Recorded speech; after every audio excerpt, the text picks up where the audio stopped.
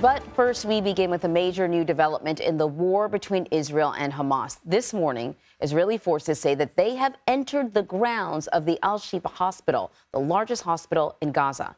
The raid comes after the U.S.-backed Israeli claims that the medical facility was being used as underground headquarters for Hamas.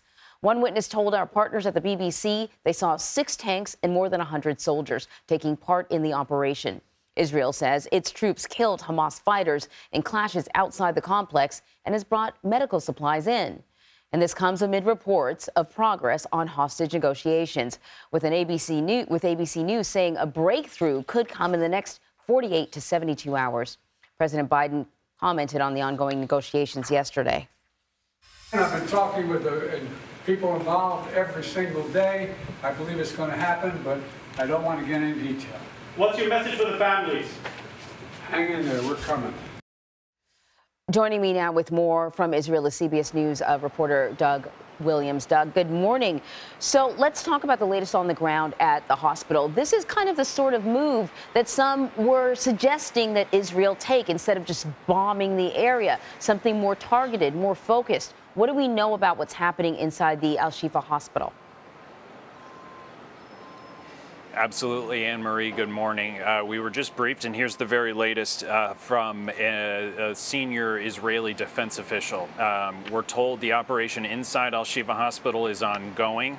Outside of the hospital, the Israelis say they neutralized 4 Hamas militants and say they've already found evidence that Hamas was using Al-Shifa as a, quote, terror headquarters. They called their progress today slow and deliberate and said they've made offers to help transport the babies there that are in need of medical care, either to a different hospital, the one still operating in Gaza, or in Egypt. We're expecting at some point to hear from the other side, from the Hamas-run Ministry of Health, as the morning goes on, about their impression of this kind of centralized ground operation that is now focused and come to a head at Al-Shifa Hospital. All right, so let's talk about the hostages now. You know, yesterday the president was kind of asked about it as he was kind of walking out of a room where he had a press briefing, and he suggested that negotiations were going somewhat well, but he didn't want to say too much because he didn't, you know, he wanted to make sure that the negotiations continued. What do we know?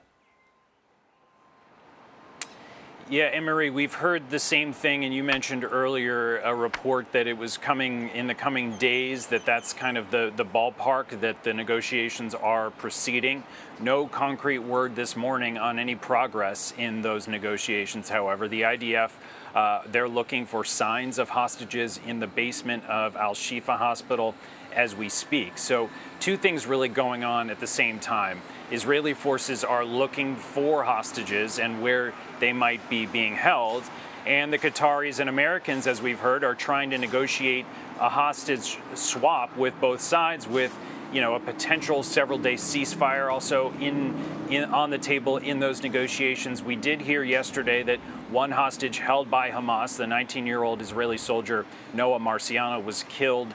Hamas released a video claiming that she was actually killed by Israeli airstrikes, claims we have not been able to verify. But again, as every day passes here, an increased level of urgency on the side of the Israelis to find out not just where these hostages are being held, but find them even as these negotiations are ongoing, see if they can find any and make sure that they can bring them back alive. Right. Doug, thank you very much.